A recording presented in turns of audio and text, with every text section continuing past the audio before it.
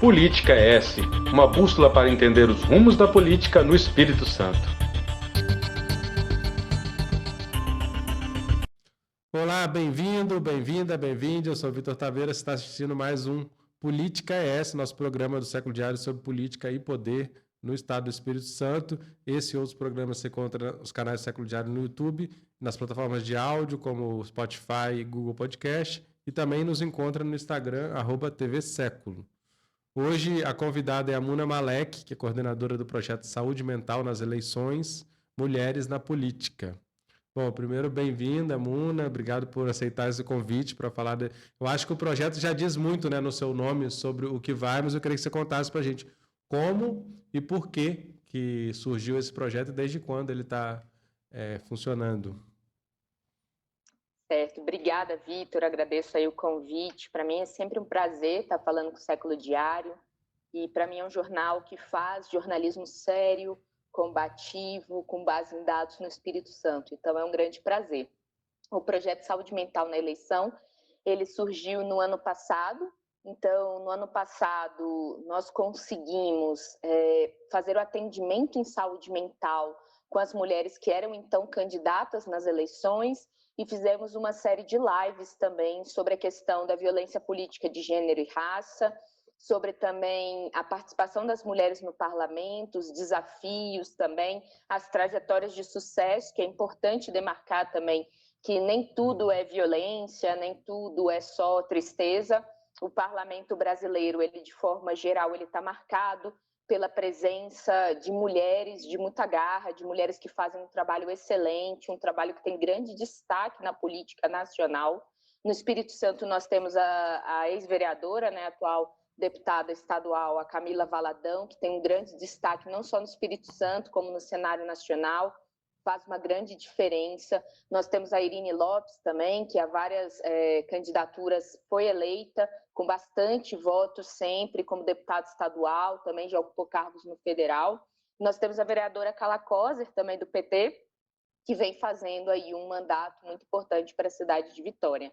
Então, no ano passado, nós contamos com diversas pessoas, diversas mulheres no campo político, no campo da saúde mental, conversando diretamente sobre as questões que tocam em relação à política. Nós tivemos a Jaqueline Rocha, que hoje é deputada federal, que era candidata nas últimas eleições. Nós tivemos a Sônia Rodrigues também, que é do Espírito Santo, psicóloga negra, que faz um trabalho muito bonito, muito importante, de psicologia preta, psicologia decolonial.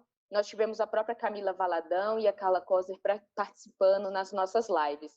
No ano passado, a nossa coordenadora era a Daniele Xavier, que também é psicóloga, ela é capixaba também, e até então estava na coordenação do projeto.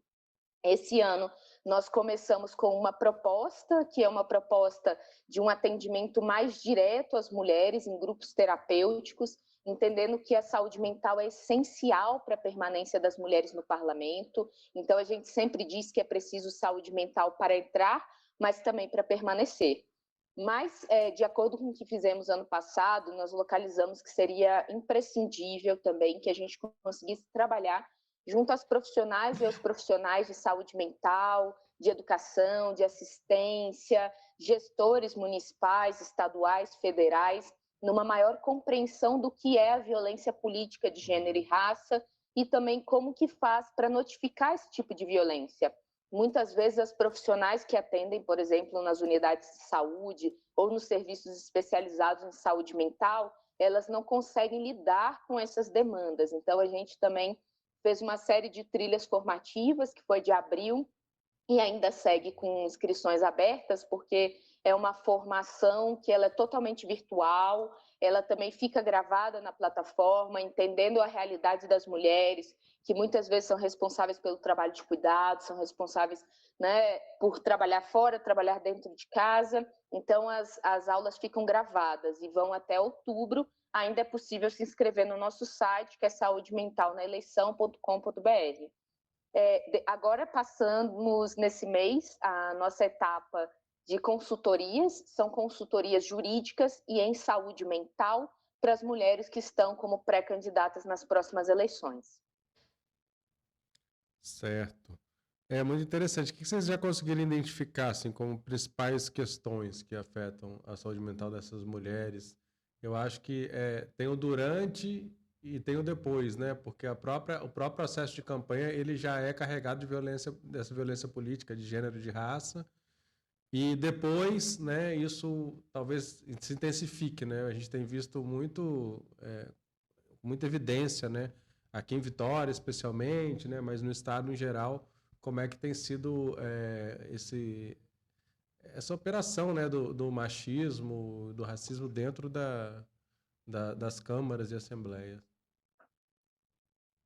O nosso projeto ele é uma iniciativa do Instituto Vitaleri. O Instituto Vitaleri é um instituto que trabalha com saúde mental. E o carro-chefe do instituto é a questão da suicidologia. Então, é um instituto que já tem uma trajetória forte e grande em relação à saúde mental. O Saúde Mental na Eleição é o único projeto de cunho político, mas o Instituto Vitaleri, por exemplo, é um dos participantes do Mapa do Acolhimento.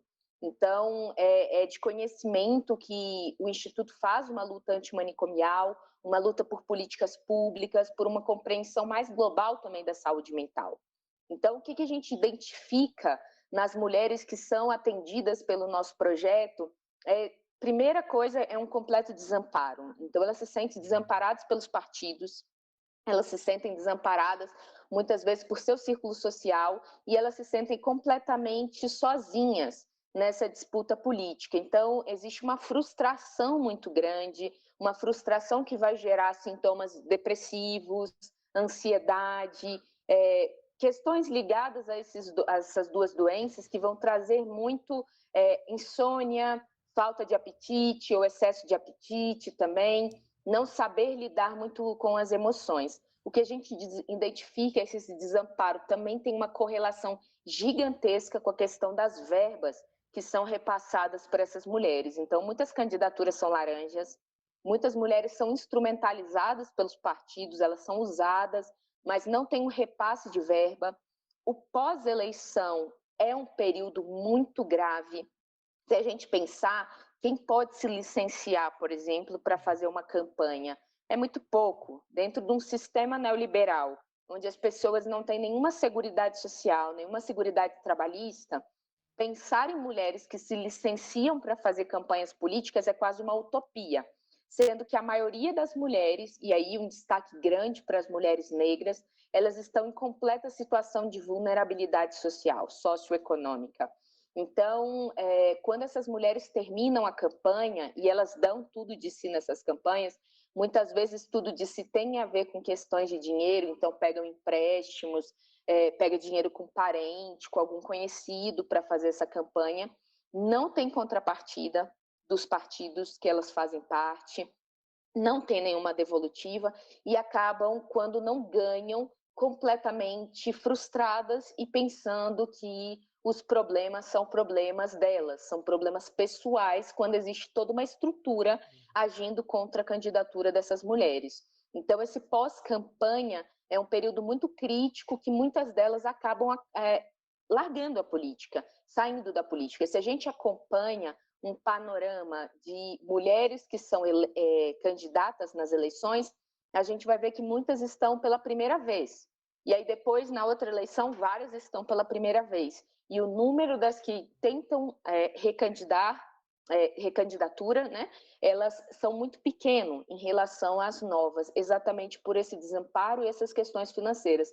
Várias delas saem endividadas, mesmo quando elas ganham, né, algum cargo, elas vão ficar aí até a posse, até receber o primeiro salário, desamparadas financeiramente. Os partidos não pensam sobre essas realidades das mulheres, muitas são mães, muitas são chefes de família, muitas cuidam de outros parentes. Então, essa é uma realidade bastante cruel e que a gente vai observar como isso afeta a saúde mental dessas mulheres, como isso afeta a maneira como elas se veem, como elas olham para elas mesmas e pensam sobre elas, e vai afetar, claro, todo um ecossistema, que é um ecossistema muito maior, já que várias dessas mulheres fazem parte de coletivos, fazem parte de organizações da sociedade civil organizada, de ONGs, então tem um reflexo muito grande, um ecossistema muito maior.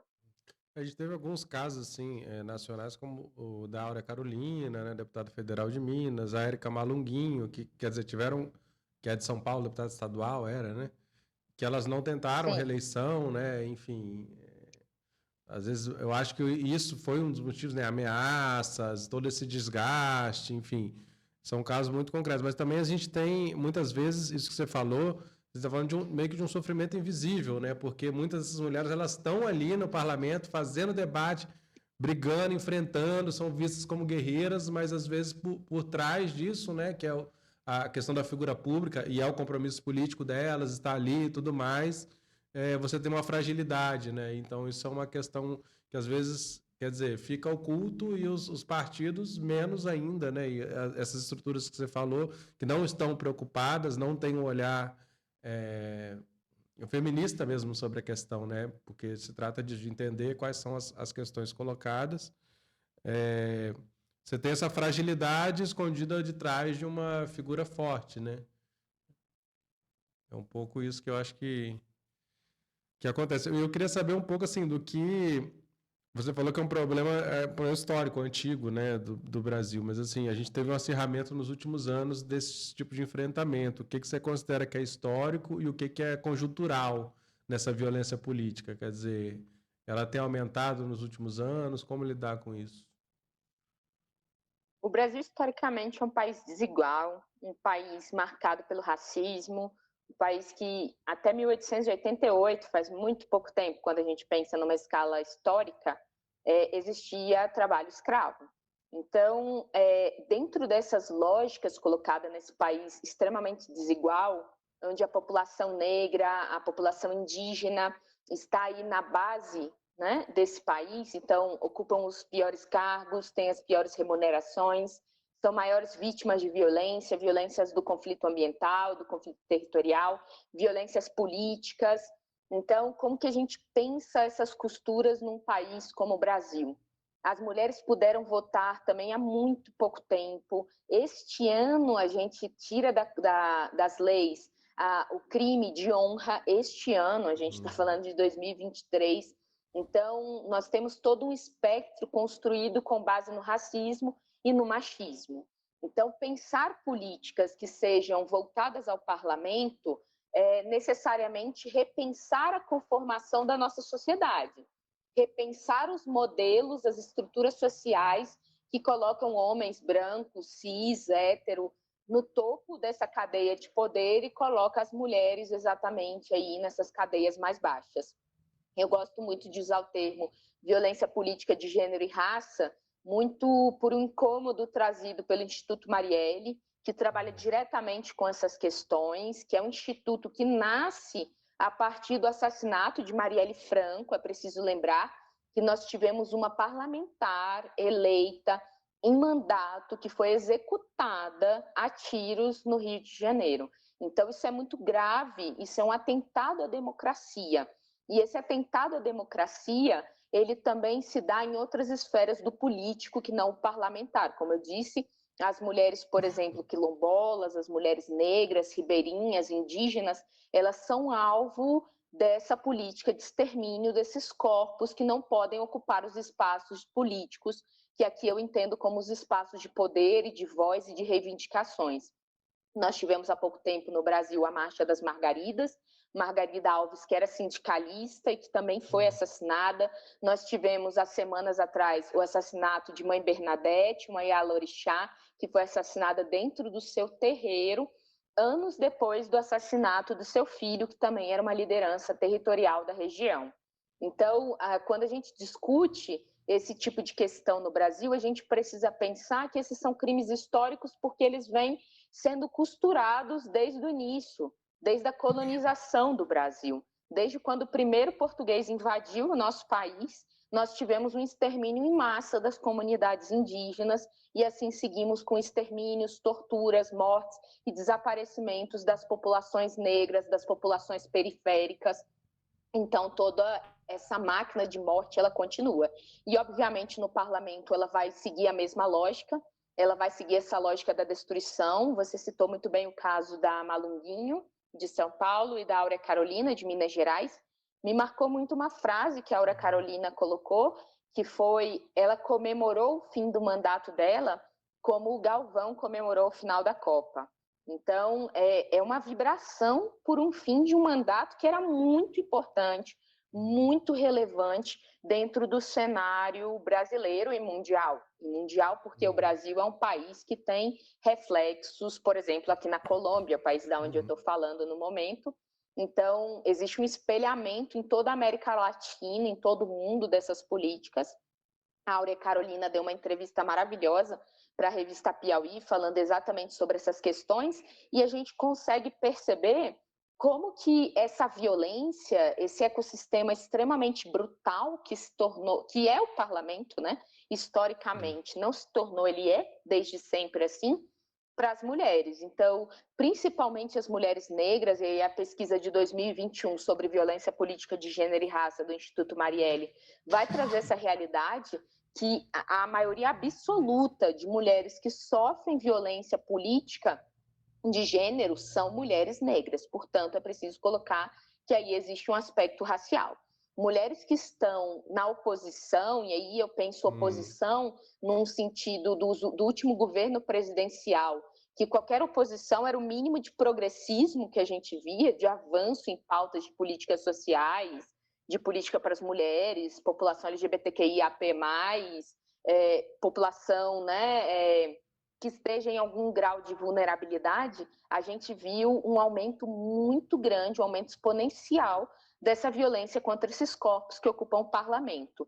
Esse ano foi o ano que nós mais tivemos desistências também de mulheres, né? Nós tivemos também, chegou até nós no projeto, uma questão de uma vereadora muito jovem que tentou suicídio também, foi uma questão de tentativa de suicídio, isso é muito grave. Isso é dentro de um peso que essas mulheres têm que carregar e enfrentar, que muitas vezes a gente vê no Instagram, postagens, força guerreira, como você bem colocou, estão aí combativas, mas por trás desse Instagram existe uma mulher que muitas vezes é mãe, uma mulher que muitas vezes cuida de outras pessoas da família, tem várias questões para pensar.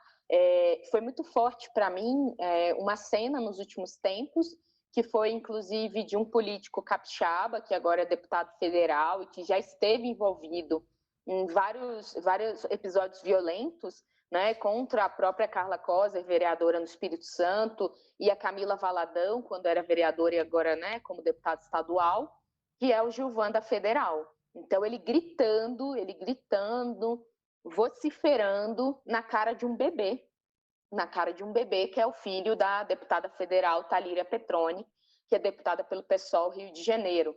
Então, isso é uma cena muito forte. É um bebê de menos de 1 ano, dentro de um espaço de trabalho da mãe, com todos os direitos, né, de levar a maternidade dela, de maternar, e um homem agressivo, violento, gritando na cara desse bebê. Isso é muito forte. A gente teve a Sâmia Bonfim, também deputada federal pelo PSOL São Paulo, agora sendo perguntada se ela queria uma pizza ou se queria um remedinho, num amplo, um espectro tão gigantesco de violência que envolve machismo, misoginia, gordofobia, né? Então, um atentado tão forte, não só a Sâmia Bonfim, mas a todas as mulheres brasileiras, porque isso atenta contra a vida de nós todas, mas quem está ali na linha de frente é a Sâmia. Quem chega em casa e coloca a cabeça no travesseiro é a Sâmia. Então, essas são questões muito fortes e que vêm numa escalada muito rápida. Por quê? Porque as mulheres estão entrando em maior quantidade nos parlamentos e mulheres com mandatos bastante combativos. Então, quando a gente pensa essas lógicas, a gente vê que a maior participação das mulheres, infelizmente, dentro desse cenário de violência machista e racista, ela também vem atrelada ao maior número de violência política de gênero e raça. E como é que vocês estão vendo o cenário atual? A gente tem eleições novamente no ano que vem, né? É uma eleição municipal. Então, não sei se vocês têm se preparado, têm observado mudanças nesse cenário ou continua o mesmo? Tem alguma coisa mais específica que tem que ser trabalhado nessa outra conjuntura, que é uma eleição municipal, e agora a gente está tendo algumas mudanças também, né? A mudança do governo federal e tudo mais. Você acha que também deve ter um cuidado maior por parte do governo, talvez, uma preocupação nesse sentido? Existe uma questão que ela é essencial, Vitor, da mudança da conjuntura. No governo Bolsonaro, a violência ela era muito mais brutal, muito mais aberta e com respaldo de um governo federal, que é um governo de morte. Então, a mudança do governo, ela traz algumas questões, primeiro o simbólico, e o simbólico é muito importante, o simbólico é fundamental, porque o campo simbólico de você olhar para o parlamento e dizer, bem, eu vou ter enfrentamentos, mas eu vou ter também um ministro da Justiça que está atento, eu vou ter um ministro dos Direitos Humanos que está atento, uma ministra da Mulher que está atenta, eu vou ter um presidente que está atento, eu vou ter uma ministra da Igualdade Racial fazendo um trabalho brilhante em relação às parlamentares negras, principalmente. Então, tudo isso simbolicamente encoraja essas mulheres a voltarem a pensar na carreira política. Esses últimos 4 anos foram muito difíceis, foram anos marcados assim por uma extrema violência, por uma violência muito aberta, por assassinatos políticos partidários. A gente precisa lembrar da liderança do PT, que foi assassinada durante as últimas eleições em pleno aniversário. Então, claro que isso tudo tem um reflexo em como essas mulheres se colocam. Dentro das mulheres que nós assistimos, nós estamos percebendo que elas estão mais entusiasmadas, como se a democracia tivesse retomado uma força que foi perdida no último governo Bolsonaro. Então, isso faz uma diferença. Uma outra questão é também as legislações sobre as mulheres no parlamento, mas hoje nós temos uma PEC em andamento no Congresso que anistia os partidos políticos que não cumprirem as cotas de gênero. Isso é muito, muito nocivo à democracia, porque se você anistia dentro de um sistema que já é bastante desigual, de um sistema que já é bastante difícil, bastante desafiador, nós estamos dizendo que essas mulheres terão mais dificuldades em entrar nos partidos e terem suas candidaturas levadas a sério. Porque o fato de estarem como candidatas também não significa dizer que essas mulheres têm suas candidaturas levadas a sério. O que a gente faz é trabalhar para apoiar e impulsionar essas mulheres que são pré-candidatas ao parlamento, entendendo que muitas vezes elas desconhecem o jogo político, ou então, às vezes, conhecem e conhecem tão de perto que faz com que elas tenham nojo mesmo, a palavra é nojo, de estar participando desses jogos ou estão extremamente exaustas com essa participação nesse jogo tão desigual e tão cruel para as mulheres. Eu acredito que nas próximas eleições nós vamos ter um número de candidaturas femininas ainda maior. O voto feminino hoje é um voto caríssimo no Brasil em termos políticos, então os partidos estão correndo atrás de trazer essas mulheres. Eu li agora há pouco que o PSB da Tabata Amaral tem usado a imagem dela para sensibilizar mulheres a entrarem no jogo político e querem que mais de 50% de toda a candidatura deles a nível nacional sejam de mulheres. A gente também sabe que as eleições municipais, elas são eleições que tendem a ter uma maior participação de mulheres, porque são eleições, digamos, menores, então que acabam privilegiando as pessoas que têm alguma ligação ali com a sua municipalidade. Quando a gente vai chegando para a escala federal e aí depois Senado, a gente vê que a participação das mulheres ela decai muito. E quer dizer, a participação de número de candidatos não significa de número de eleitas, né? Por todos esses filtros que a gente sabe. Então, assim, porém é um passo, né? E é um sinal, enfim, de avanço. E aí, como é que tá aqui no Espírito Santo? Quem que tem participado? Como é que tá o pensamento de vocês? Eu sei que é uma campanha nacional, mas trazer um pouco para cá, porque temos também muitos casos, né, de violência política de gênero. Nós temos muitas mulheres que são inscritas do Espírito Santo e chama a atenção que são mulheres, principalmente do interior do Espírito Santo, que é bastante indicativo de que as mulheres do interior, as mulheres que estão afastadas dos grandes centros urbanos, elas são as mulheres mais desamparadas. Então, nós temos um foco no nosso projeto de levá-lo de norte a sul do Brasil e enfocando os pequenos municípios também. Porque a gente vê que as mulheres que são assistidas, porque hoje existem vários projetos que vão apoiar, ancorar essas candidaturas de mulheres, o próprio Marielle Franco, a Tenda das Candidatas, o Instituto Update, Impulsa Voto, Elas no Poder. Então, a gente tem vários projetos, mas a maioria das mulheres que acabam acessando esses projetos, se beneficiando deles, são mulheres que estão nos grandes centros urbanos ou que já têm uma trajetória política já de mais tempo. Nossas mulheres são, grande parte delas, do interior, então nós temos mulheres do interior do Goiás, nós temos mulheres do interior do Espírito Santo, nós temos mulheres do interior de São Paulo, nós temos mulheres do interior lá da região norte, Manaus, amazônica. Então, a gente pensa como também que a gente consegue chegar a essas candidaturas que não têm a menor assistência. No Espírito Santo, nós temos quadros interessantes, nós temos uma pré-candidata do PT, não, duas pré-candidatas do PT, uma pré-candidata do PSOL, tem uma outra que eu não lembro o partido dela, mas é bem expressivo, né? E como a política capixaba, muito puxada pelos quadros políticos que se formaram, então a gente tem, historicamente, a Irine Lopes, do PT, que hoje ocupa o cargo de deputada federal, mas que já esteve, estadual, inclusive, né, trabalhando junto ao governo Lula anteriores. Nós temos a Carla Coser, que eu citei, a Camila Valadão, nós temos a Elcimara, que ela entrou como rede, como vereadora na Serra, e agora se filiou ao PT também. Então, são quadros de mulheres que fazem mandatos excelentes e acabam estimulando outras mulheres a participarem desse jogo.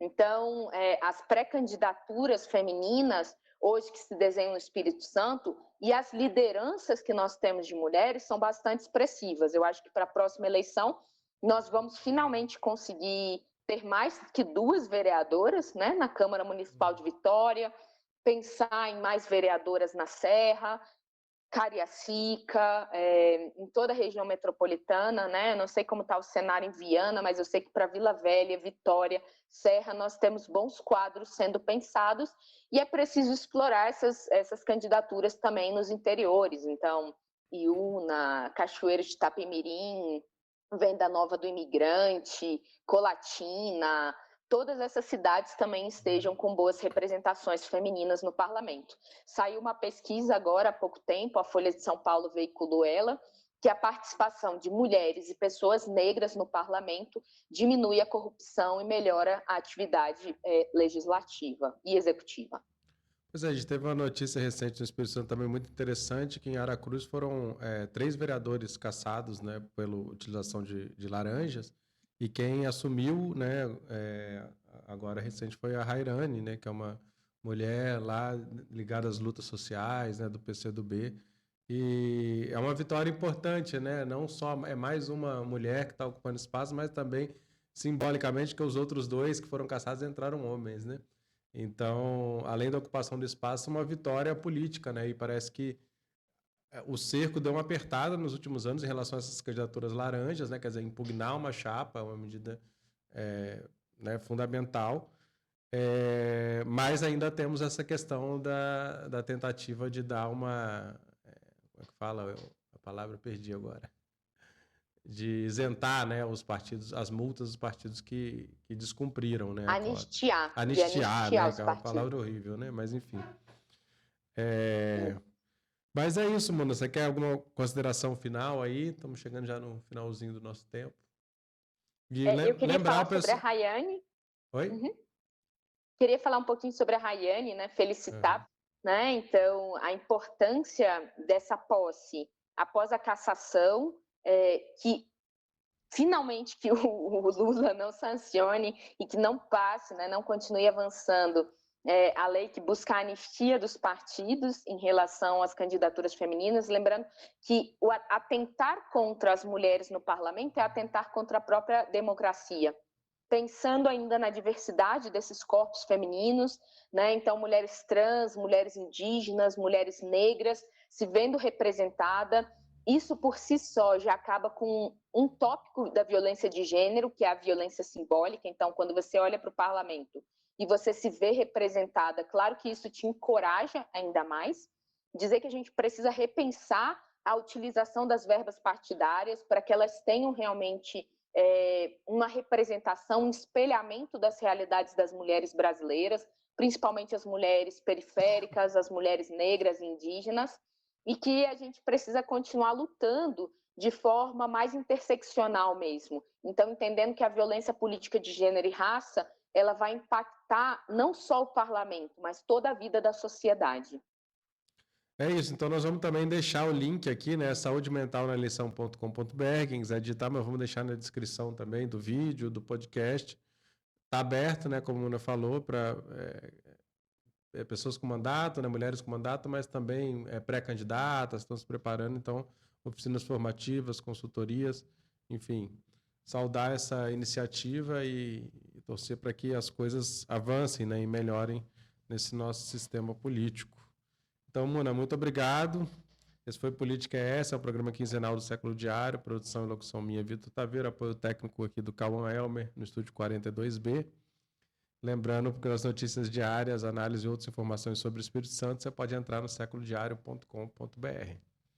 É isso, até logo. Valeu, Muna.